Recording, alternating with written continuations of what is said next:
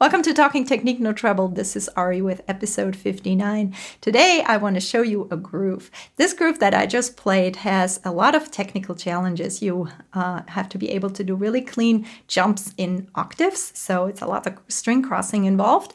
And we also have a slide in the left hand. Coordination between left and right is really important to make the sound crisp and clean. And I'm going to show you step by step how to get this groove under your belt. There is a PDF that comes with this episode. If you're watching this on YouTube, please make sure to click the link below to get to the No Treble episode, and the PDF will be right there for you.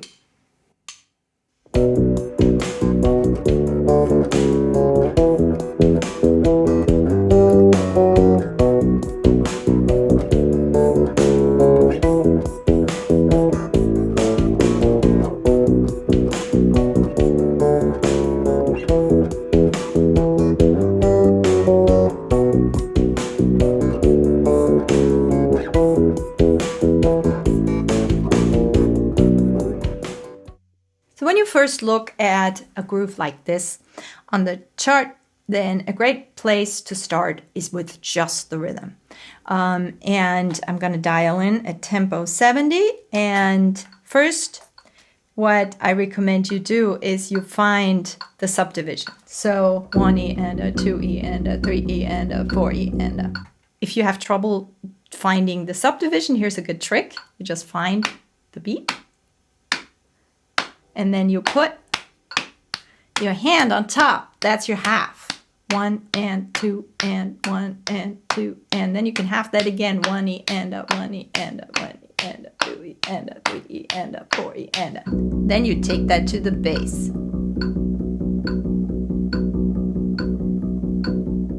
I'll start out with playing dead notes of just the rhythm.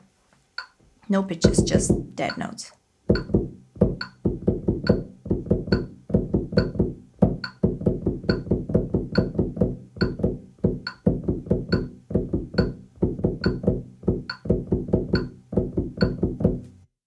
Then you bring in the pitches, but I'm going to play this groove with just the pitches on the roots, without these cool octaves that are really giving this whole thing its cool effect, I think.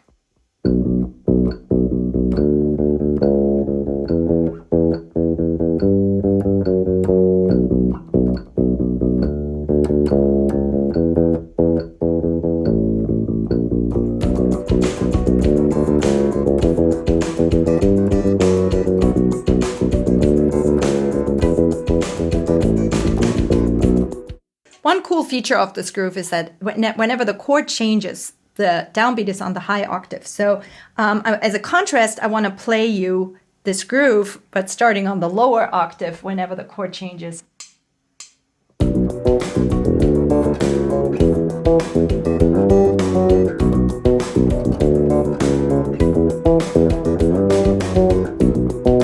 So it's not as cool as...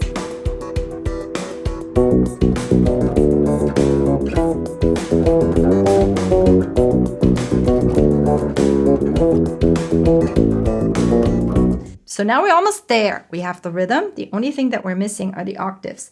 And the octaves can be a little bit tricky also for the right hand. I usually like to alternate, but with a groove like this, you may do things like doubling up on the index finger, for example, in that last riff, because you have a figure like this. And this goes a little bit against the grain of the hand if you alternate. So what you could do is double up on the index. I recommend you go measure by measure at a slower tempo and put a 16th note subdivision into your metronome, like this. And I'm just going to loop the first measure.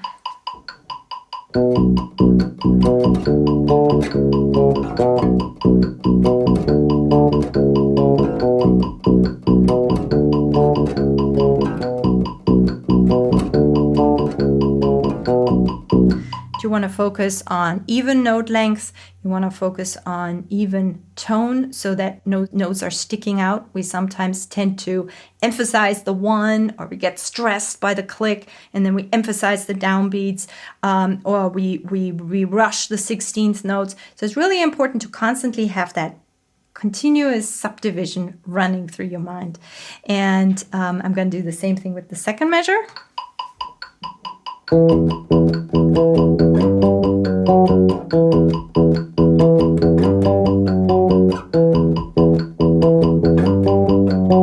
Then the last measure is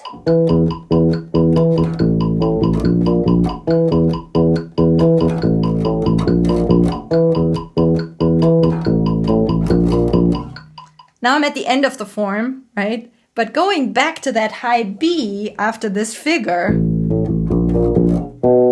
is actually a little bit challenging. So I would practice and isolate those last two beats of the last measure and play into the downbeat of the top bar. Just like that. Another good trick is go super slow. This is a trick that Jimmy Earl showed me many, many years ago. You take the tempo down incrementally, very, very slowly. So I was just at 70, so I would go 65 and then 60 and then 55 and then maybe even 40.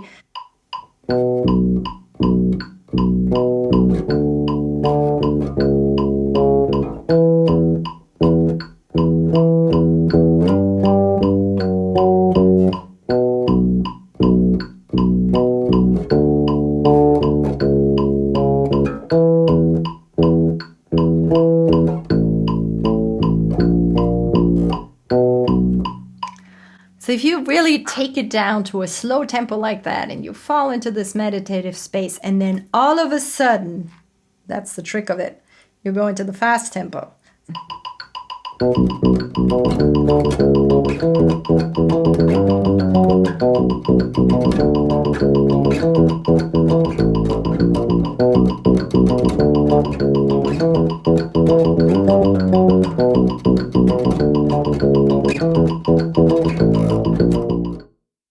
So this slide in the second measure is kind of cool. You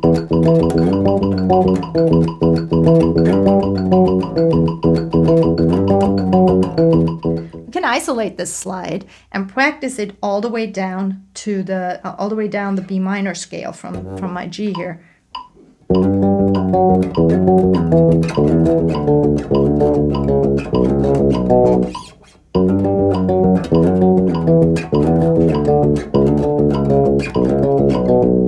You can also practice the slide like this.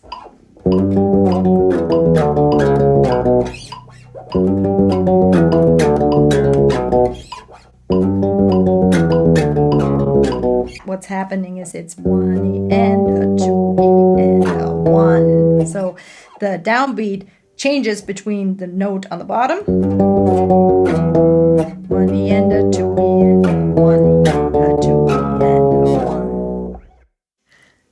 I always remind my students, don't overgrip. It's very easy with a groove like that to start crawling into the bass. If you can't quite get the tempo, then we try to push it. And speed mechanics are very different than slow mechanics. So speed mechanics rely on you being loose and relaxed and making targeted movements, not too much movement. We oftentimes want to be faster and want to get a bigger ramp. So we try to move these fingers farther away. So I got a bigger ramp sort of to get to string. You want to do the opposite. You want to make as little movement as possible and to be as loose as possible. Good technique enables you to play with a very solid groove. It enables you to make things feel really good, because if it feels good to play it, then it feels good to listen to it.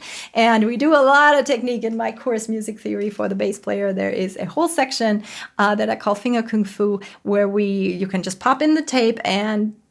You can just play along with me in the video.